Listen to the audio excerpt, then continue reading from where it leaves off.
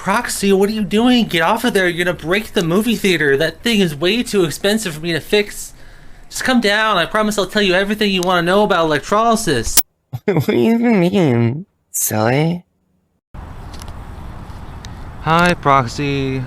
Thanks for shouting me out during your live stream.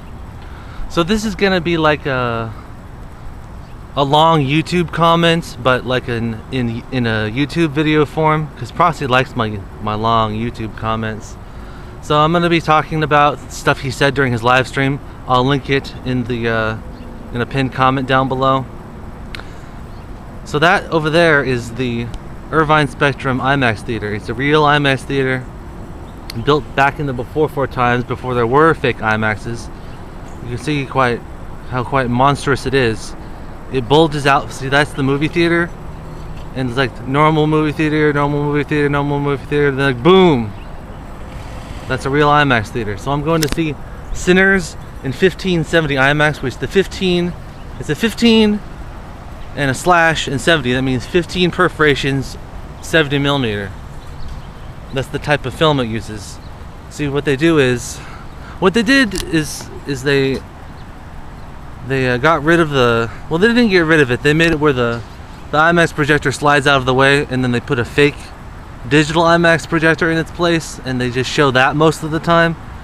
But this is one of the few times that they're doing the real deal. They're showing Sinners in 1570 IMAX. I'm going to see it for like the third time in like 3 hours here. I'm just, walking around talking to Proxy before then. So let's start talking about stuff that Proxy said in his live stream.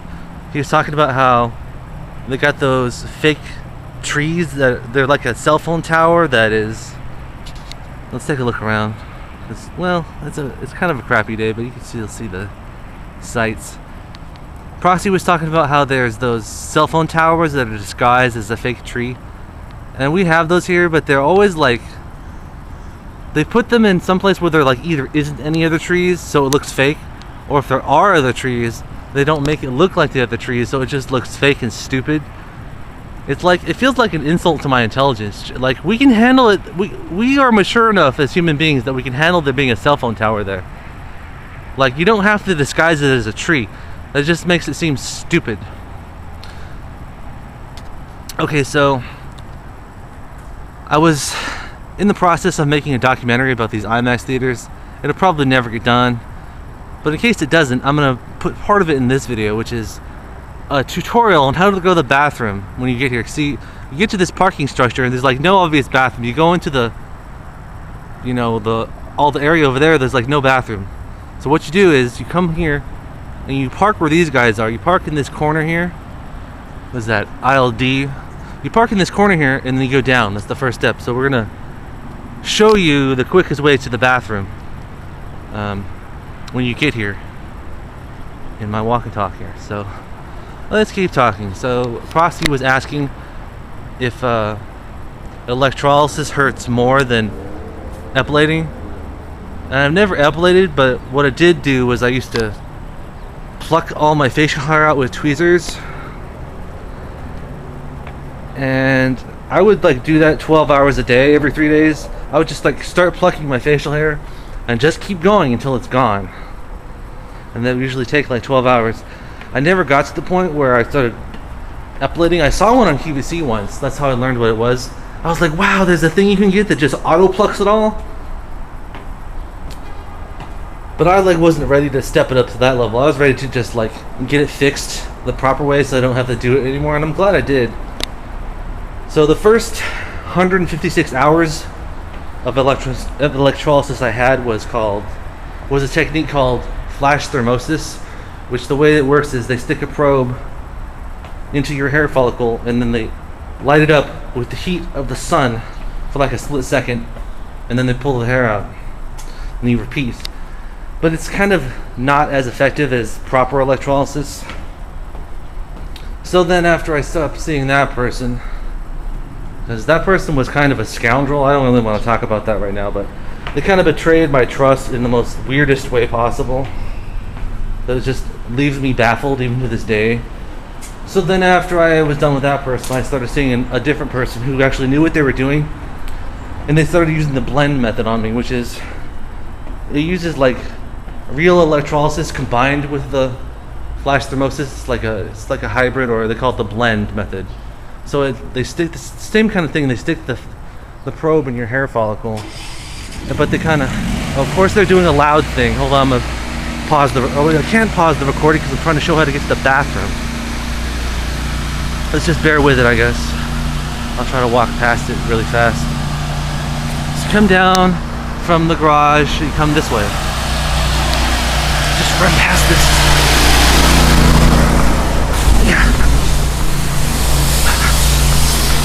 Okay. So when they do the blend method, oh my god, they're still being noisy. Why are you being noisy? I'm trying to record a video. Anyways, when you get the blend, oh my god, it's still too noisy.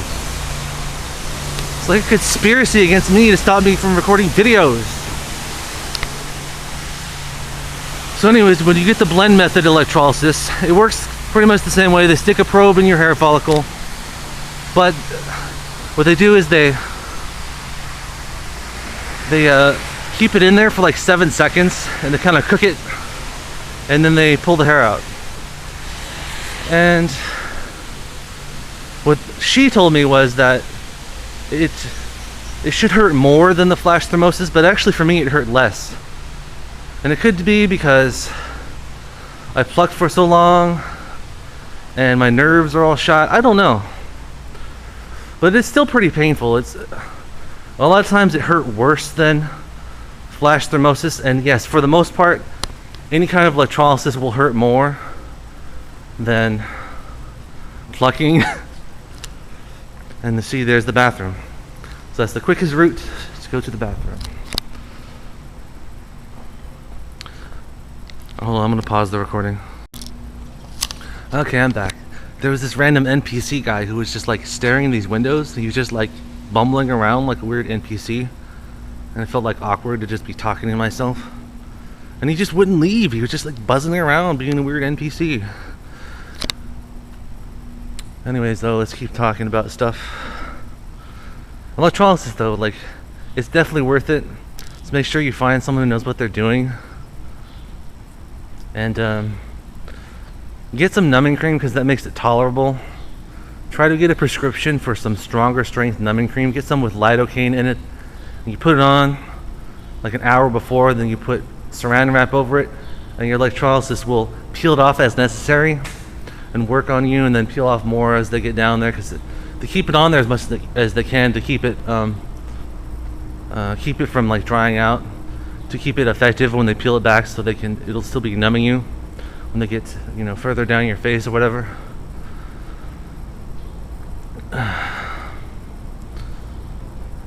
So Prosty was talking about how he was on pills, and I have an experience like that. Like when I was a kid, I had like ADHD or something. I think my brain was just, you know, still forming. And my parents were always threatening to put me on drugs and stuff. It's really nice here when there's like no one here. I've never been here this time of morning when it's empty like this. Anyways though, my parents would always threaten to like put me on drugs and stuff, and I was always horrified of that, because I was like, I thought like, you know, if you put me on drugs, that's gonna change who I am. It'll be like I'm dead. I won't even be the same person anymore. But it's funny because like I'm a total pothead now, and like I have to smoke at least once a week. I use weed kind of like HRT, but like for becoming a person who's less of an asshole.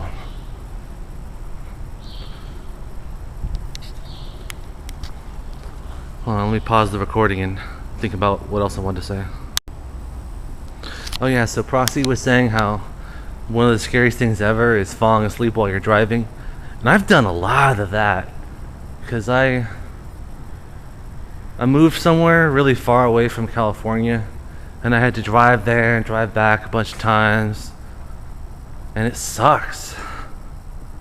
And just drive, because I've been doing this for years, what I'm doing now, which is go someplace over 100 miles away. Well, actually this is a little less than 100 miles away from my house, But you know, it's like 91 miles away from my house. It's pretty far still, because I quit digital projection for like 13 years now. So if I want to go see a movie in a theater, I don't have many options but to go to some place like this Irvine Spectrum, which is showing Sinners in 1570 IMAX.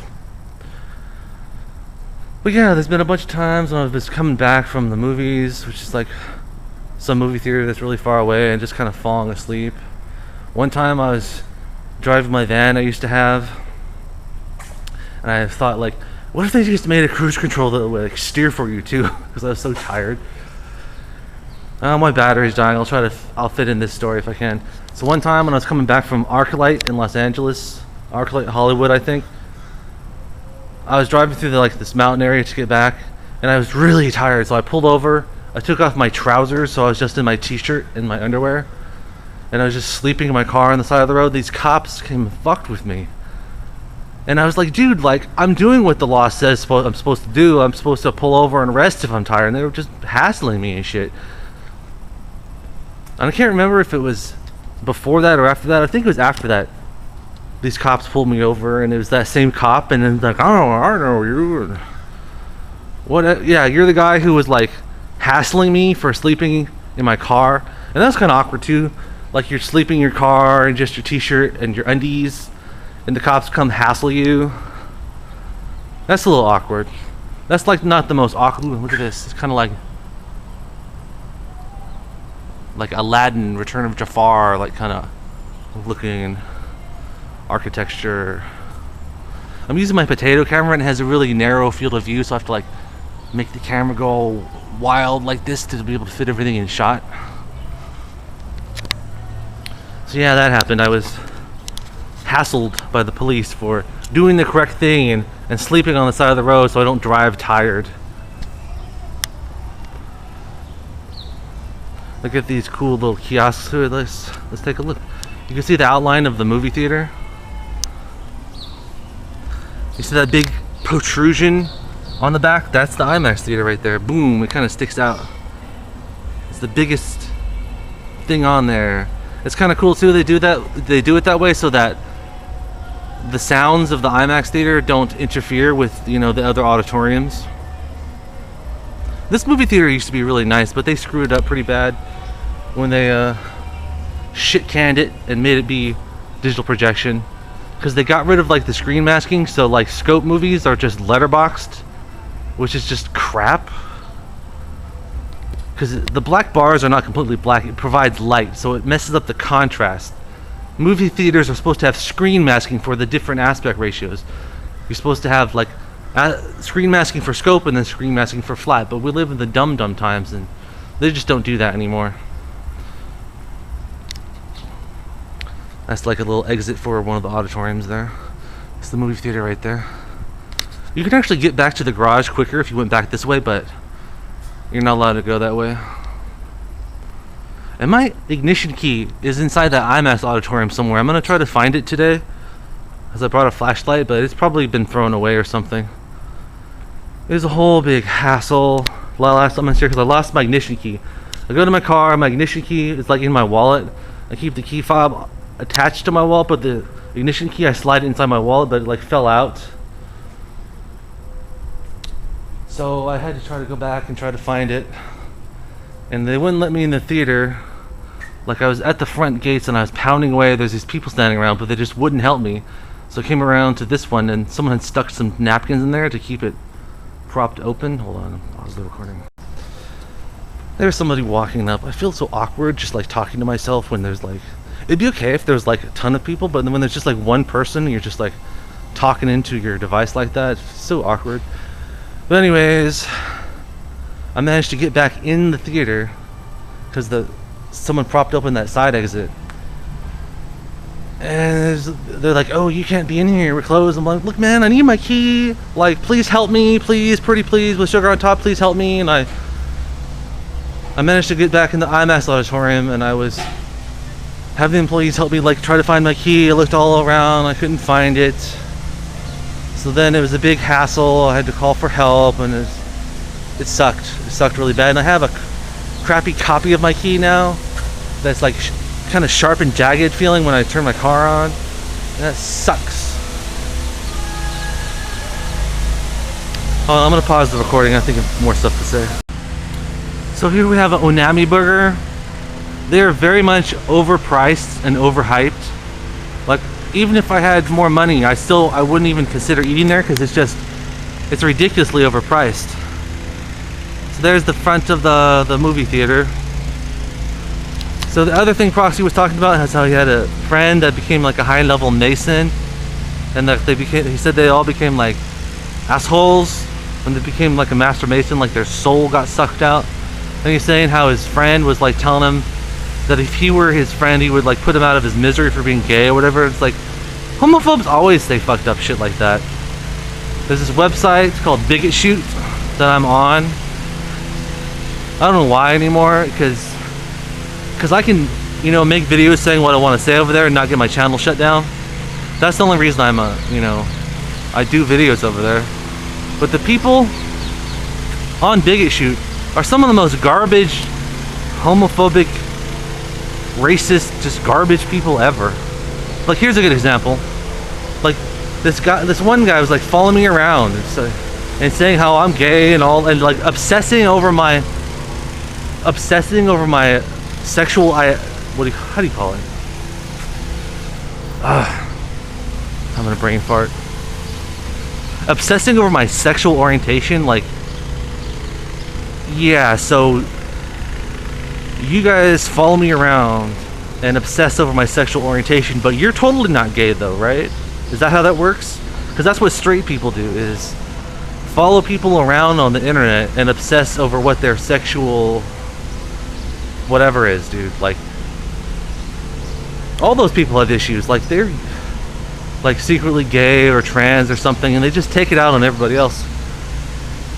And there's this one guy on Kurgan's channel, which I'm unsubscribed to now, because he allows these kind of people, and he was good at keeping the Nazi people out, but he doesn't keep these kind of sicko people out that I'm about to describe. So this guy was saying to me how he thinks that all LGBT people are like trying to bring about bestiality, and they're all into that. And it's like, dude, no, like, you're the only one talking about that kind of sicko shit. I think maybe like you're the one with the sicko problem, dude, because you need all LGBT people to like be sick like that, because you're gay, and like if you somehow create the narrative in your head that they're all bad, like, then you'll be justified in like hating them or whatever. But you can't let people like that try to bring you down.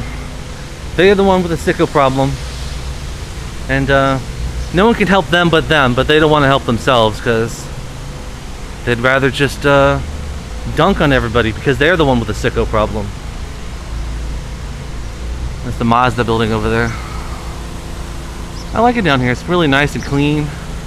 One of the things I was gonna, if I ever finish the documentary, one of the things you'll find out is that the version of this theater in Ontario is much worse. It's like decrepit and gross, and there's hobo piss everywhere, and it's all falling apart and gross. Down here though, it's, well, except, oh, they cut down that tree. That sucks. Other than that though, oh look, the fountain's turning on. It's much nicer down here. Like, they have a fountain in front of the one in Ontario, but it's like long abandoned, hasn't run in years. Everything down here is like pristine and nice. Alright, well that's it. I'm about to run out of battery, so subscribe to Proxy and watch his live streams, because they're very relaxing, and he does a trucking simulator on his live streams. Alright, bye. Thanks for shouting me out, Proxy. I'm about to go watch Sinners in 1570 IMAX in like 2 hours. Okay, bye.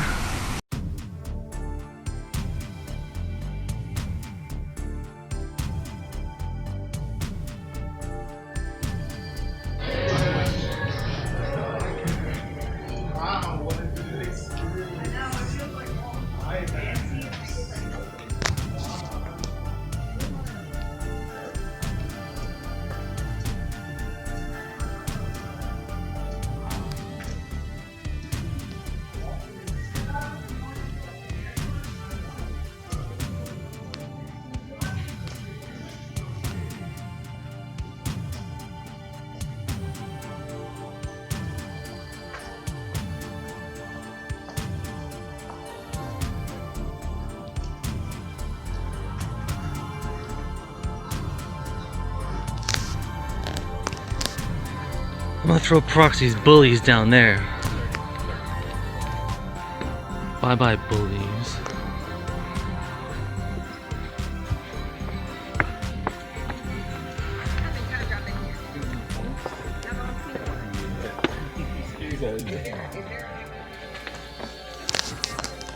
I don't know, maybe so. That would be great. That would be great. A conversation, huh? So I'm back after the movie. I just wanted to show you my film I have here. So here's what they gave you. If you went there for like the first week they were showing it, they would give you one of these. It's got scenes from the movie on it. You can see how it's got 15 perforations. That's why it's called 1517. Here's some other ones I had. Here's a desert scene film. I don't know what it is. It has a copyright strike through it. And I have this Omnimax film. I was giving some of these away the last few shows. Another film here I dropped to show. Let's turn the light on so I can see. And I was giving away some of these today and all the other times. It's 1 second of 35 millimeter. It's that long. It's about that long. That's 1 second of 35 millimeter. That's 24 frames. So you can imagine a second of this would be like 6 feet long. So there you go. Let's take a look at this 35 millimeter real quick. This one's pretty cool because it's got single frames of stuff happening. So here's the guy shooting. It's like one frame of the... There's the gunshot. Here's different frames lighting up. Pretty neat. Really pretty.